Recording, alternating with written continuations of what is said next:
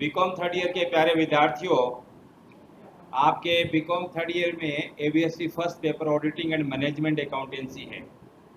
इस पेपर में अभी अपने कई पाठ इससे पहले हो चुके हैं और आज एक नया पाठ मैं आपको बताने जा रहा हूँ, जिसमें पाठ का नाम है प्रमाणन वॉचिंग।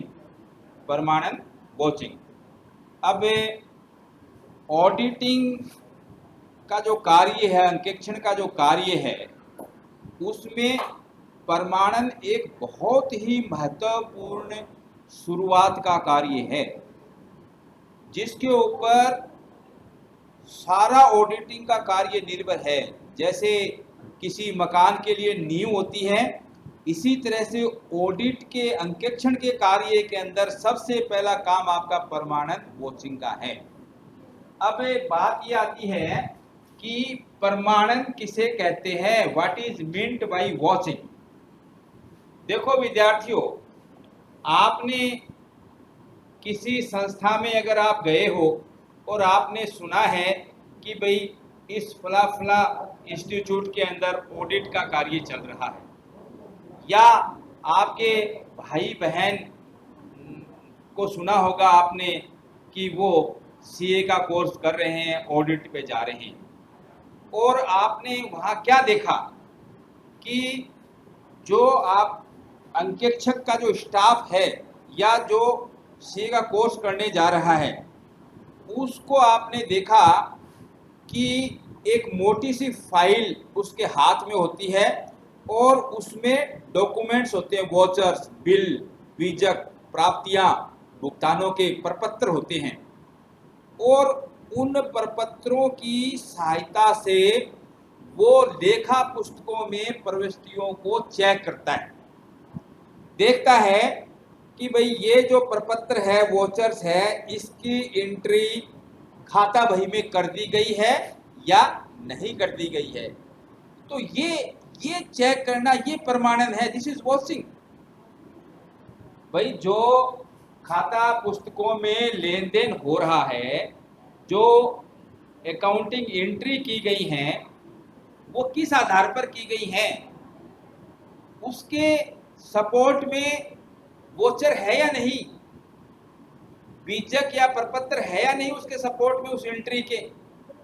भाई उस एंट्री की, जो खाता बही में आपने एंट्री की है, उसकी वैधता, उसका प्रूफ किसके आधार के ऊपर आपने इसमें लेखांकन किया है, तो वो संस्था में होना चाहिए या नहीं होना चाहिए।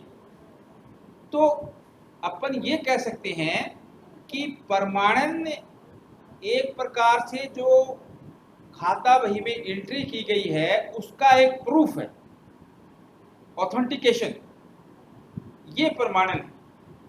तो प्रमाणन में आपको क्या करना है कि बीजकों के प्रपत्रों की सहायता से जो लेखा पुस्तकों में एंट्री की गई है वो सही है या नहीं है,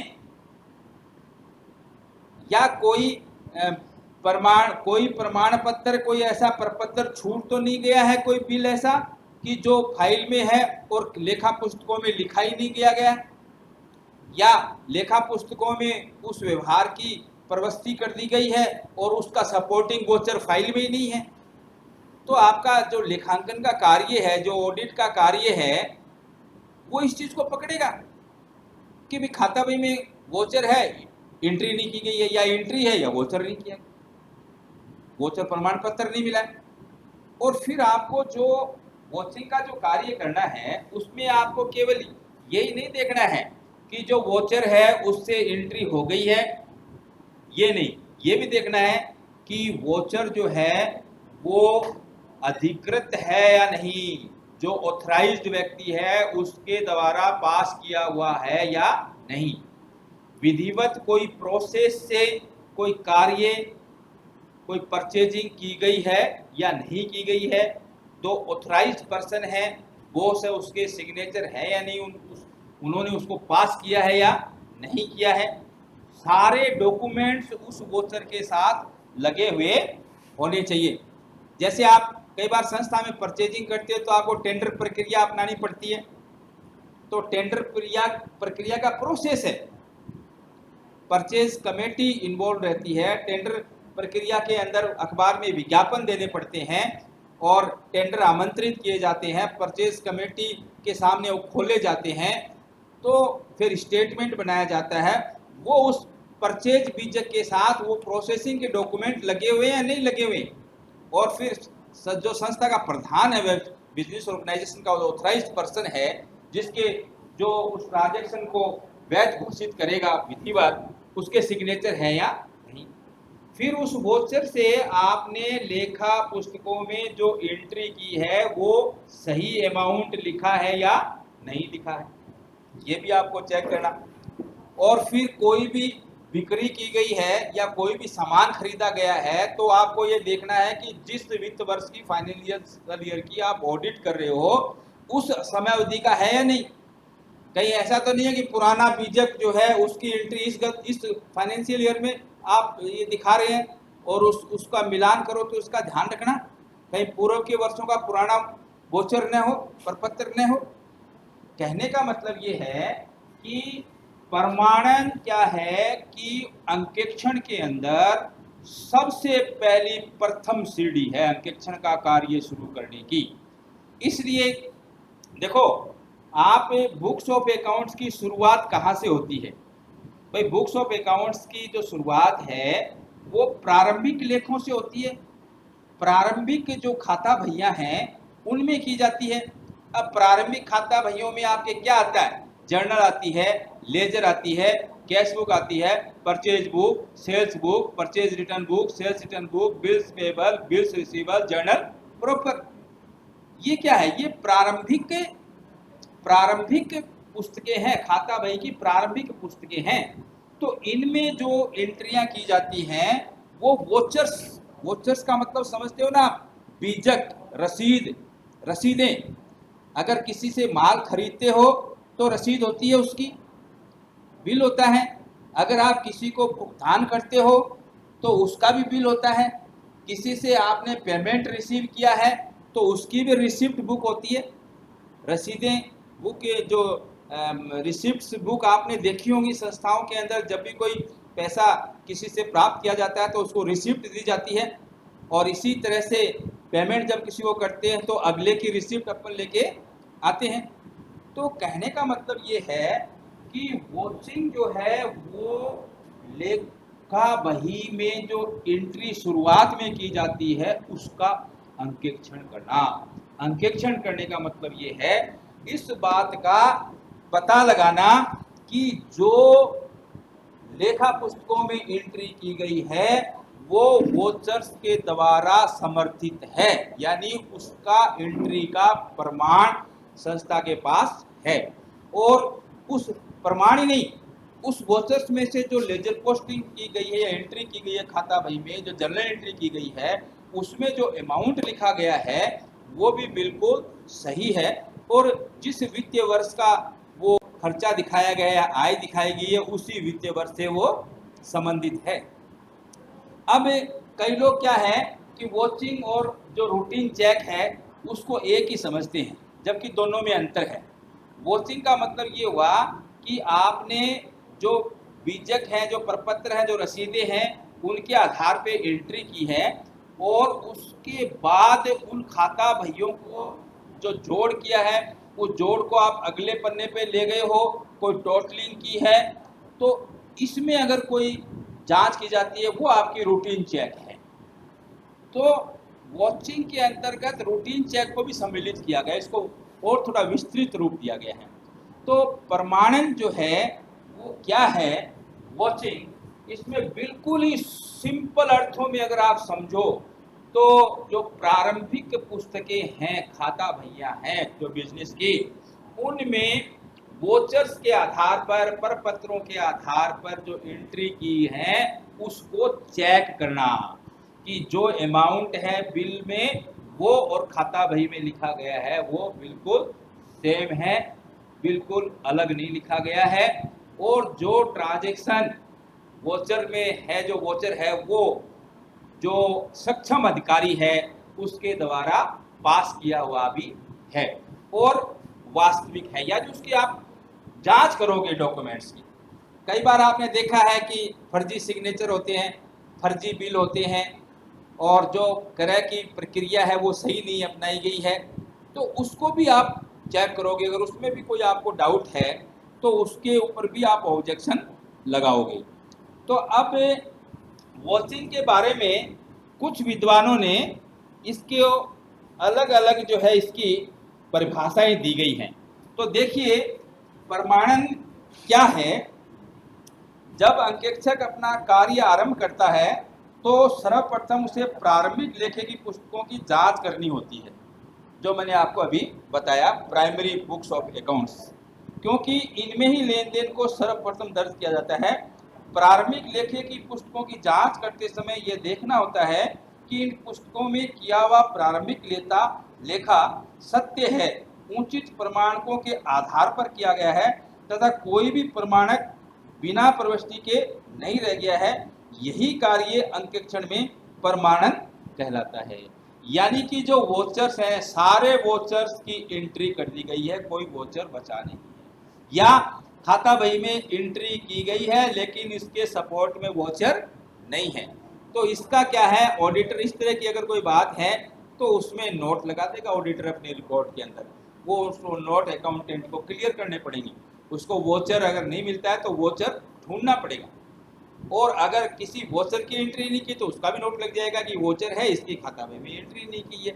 तो ये सब जो एक अंकेक्षक के द्वारा जो टिप्पणियां आएंगी उनका उत्तर संस्था के अकाउंटेंट को देना पड़ेगा, स्पष्टीकरण देना पड़ेगा कि किस वजह से इसकी एंट्री नहीं हुई है। प्रमाणन के बारे में कई लेखकों ने परिभाषा देने का प्रयास किया है। इनमें से कुछ परिभाषाएं, मैं एक आधी परिभाषा इसकी बताता हूं आपको प्रमाणन को, ताकि इसका अर्थ आपको अच्छी तरह से स्पष्ट हो जाए। प्रमाणन उन सबूतों या प्रमाणकों की जांच एवं सत्यापन है जो एक लेन देन की शुद्धता का समर्थन करते हैं। जो ट्रांजैक्शन हुआ है वो बिल्कुल सही है, शुद्ध है, कोई उसमें गड़बड़ी नहीं है, कोई किसी तरह का गबन नहीं है, ट्रांजैक्शन बिल्कुल सपोर्टेड बाई वोचर है, और वोचर है उसकी भी ओरिजिनलिटी को चेक कर लिया गया है, किसी तरह की कोई गबन की संभावना, अशुद्धि की संभावना नहीं है। प्रारंभिक लेखे की पुस्तकों में लिखे जाने वाली मदों की सत्यता की जांच करना प्रमाणन कहलाता है। सत्यता की जांच, भाई ये जो सौदा हुआ ट्रांजैक्शन और ये जो बुक्स ऑफ अकाउंट्स में लिखा गया है ये प्योर है या नहीं, इसकी शुद्धता की जांच की जाती है। प्रमाणन एक तकनीकी शब्द है जिसका आशय ऐसे प्रपत्रों की जांच से है जो एक लेन देन को समर्थन करने वाले तथा ठीक बताने वाले सबूत माने जाते हैं। जब बुक्स ऑफ अकाउंट्स में कोई ट्रांजैक्शन होता है और उसका प्रूफ क्लर्क के द्वारा ऑडिटर को दे दिया जाता है, ऑडिटर मांगेगा भाई इस ट्रांजैक्शन का सपोर्टिंग वोचर दिखाइए, और वोचर आपको दिखाता है, तो वो वोचर क्या है, एक प्रकार से प्रूफ हो जाता है, और इससे अंकेक्षक भी संतुष्ट हो जाता है। अगर संतुष्ट नहीं होता है तो फर्दर क्यूरीज करेगा, उससे और स्पष्टीकरण मांगने की कोशिश करेगा। कुछ विद्वान लेखक उपयुक्त दृष्टिकोण से सहमत नहीं हैं। वे कहते हैं कि प्रमाणन के अंतर्गत केवल प्रमाणकों या प्रपत्रों के आधार पर हिसाब किताब के लेखों की जांच करना ही नहीं आता, बल्कि खाता बही के लेखों की ऐसी जांच भी शामिल है जिससे अंकेक्षक को विश्वास हो जाए कि लेखा प्रमाणकों द्वारा समर्थित ही नहीं है बल्कि हिसाब किताब की बहियों में भी ठीक किया गया है। इस व्यापक दृष्टिकोण को भी कई लोगों ने किया है कि केवल यही चेक नहीं करना कि बीजकों से प्रमाणकों से लेखा कर दिया गया, यही चेक नहीं, लेखों में जो एंट्री की गई है वो बिल्कुल सही है, शुद्ध है, किसी तरह का भ्रम नहीं है, किसी तरह की काल्पनिक एंट्री नहीं है। इस चीज़ की भी संतुष्टि जो है मालिकों को मिलनी चाहिए। एक ऑडिटर को अपनी रिपोर्ट जब मालिक को देगा तो वो संतुष्ट होना चाहिए कि आपके जो वोचर्स हैं प्रॉपरली मेंटेन किए हुए हैं और उन्हीं के आधार पर एंट्री हमने चेक करी है, कोई किसी तरह का फर्जरी वोचर नहीं है, काल्पनिक नहीं है, वास्तविक है, और उसके आधार पे जो एंट्रियां की गई हैं बुक्स ऑफ अकाउंट्स में वो बिल्कुल सही की गई हैं, अमाउंट भी हमने चेक कर लिए हैं, उनका इंदराज हो चुका है। अब व्यापक दृष्टिकोण के अनुसार प्रमाणन में नैतिक जांच भी शामिल है, अतः नैतिक जांच प्रमाणन का ही एक अंग है। अंतर केवल ये है कि कुछ लेखक प्रमाणकों से प्रविष्टियों की जांच को प्रमाणन कहते हैं तथा शेष कार्य जैसे योग करना, लेजर पोस्टिंग करना, खतौनी करना, शेष निकाल कर देखना, तलपट की जांच करना आदि को नैतिक जांच, रूटीन चेकिंग कहा जाता है। पराय अंकेक्षण प्रक्रिया का प्रमाणन भाग अंकेक्षक के ये जो वॉचिंग वाला जो कार्य है ना, वो ऑडिटर के अंकेक्षक का जूनियर स्टाफ है, जो कनिष्ठ स्टाफ है, वो ज़्यादातर इसमें लगता है और उनकी गाइडेंस के लिए, जूनियर स्टाफ की गाइडेंस के लिए कुछ सीनियर क्लर्क है वो भी उनको दे दिए जाते हैं वॉचिंग का कार्य कराने के लिए, क्योंकि ये प्राथमिक कार्य है ना। जैसे अकाउंटेंसी में भी आपने देखा होगा कि एक जो बुक कीपर होता है ना, जो बुक कीपिंग का कार्य करता है, recording of business transaction in the books of account, journal और लेजर तैयार करना, उसके लिए खास अनुभवी आदमी की आवश्यकता नहीं है, एक बार उसको समझा दिया जाता है तो वो बुक कीपर का काम आसानी से कर लेता है। इसीलिए ऑडिटिंग के अंदर भी जो वॉचिंग का कार्य है वो कनिष्ठ कर्मचारियों को ज़्यादातर दिया जाता है और वो उनको बता दिया जाता है किस तरह से आपको वॉचिंग करनी है और किस तरह से आपको चेकिंग करनी है। उनकी मदद के लिए सीनियर स्टाफ जरूर लगा दिया जाता है। अब कुछ जो है लेन देनों के प्रमाणन एवं सत्यापन में भी अंतर है। There is difference between vouching and verification of transactions. अब देखिए, एक विद्वान है आर्थर डब्ल्यू होम्स के अनुसार प्रमाणन उन सबूतों की जांच एवं सत्यापन है जो कि एक लेन देन की शुद्धता का समर्थन कर सकते हैं तथा सत्यापन योगों को आगे पृष्ठ पर ले जाई गई रकमों की खतौनी की तथा संपत्तियों की विद्यमानता एवं स्वामित्व की शुद्धता का सबूत है। तो इस परिभाषा के अनुसार क्या हुआ? इसके अनुसार प्रमाणन के अंतर्गत केवल प्रमाणकों की जांच ही सम्मिलित की गई है जिनके आधार पर की लेखे किए गए हैं। बाद की समस्त जांच जैसे जोड़ लगाना, खतौनी की जांच करना आदि सौदों के सत्यापन के अंतर्गत भी शामिल की गई हैं। भारत में इस बाद वाली जांच को क्या कहते हैं?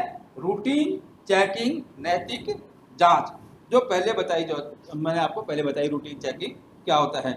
तो व्यापक अर्थ में प्रमाणन के अंदर सौदों का सत्यापन भी सम्मिलित है।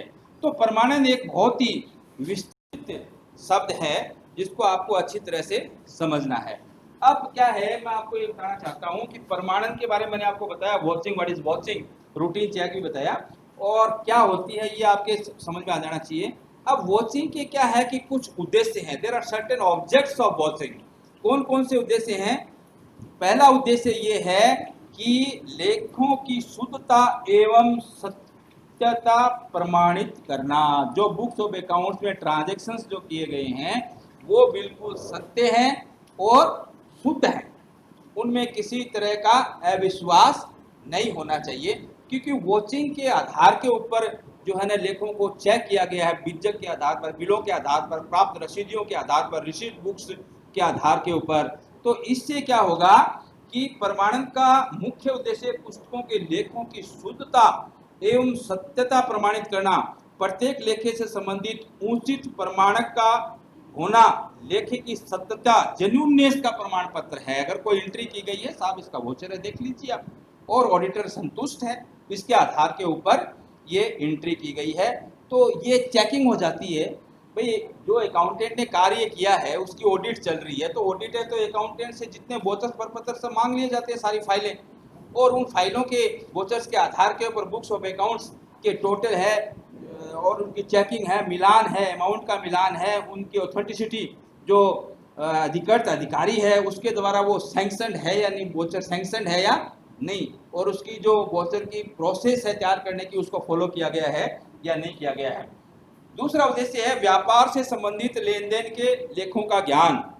प्रमाणन के आधार पर अंकेक्षक को यह विश्वास हो जाता है कि वे सभी लेन देन जो व्यापार से संबंधित हैं पुस्तकों में लिख दिए गए हैं तथा ऐसा कोई लेन देन लिखने से नहीं छूटा है। ये भी देखिए प्रमाणन का उद्देश्य है कि जो भी लेन देन हुए हैं उनका लेखा बुक्स ऑफ अकाउंट्स में कर दिया गया है, कोई भी लेन देन लिखने से नहीं छूटा है। अगर कोई लेन देन लिखने से छूट जाता है तो ये वॉचिंग में पकड़ में आ जाएगा, क्योंकि फाइल में बीजक वाउचर है और उसकी खाता बही में एंट्री नहीं है, या ऐसा हो सकता है कि खाता बही में कोई एंट्री है उसका सपोर्टिंग वाउचर नहीं है, तो ये सब चीज अंकेक्षक पकड़ लेगा, ऑडिटर बिल्कुल अच्छी तरह से उसको पता चल जाएगा और इसका स्पष्टीकरण अकाउंटेंट से वो मांग सकता है। तीसरा इसका उद्देश्य क्या हो सकता है वॉचिंग का प्रमाणन का? व्यापार से संबंध न रखने वाले लेखों का ज्ञान।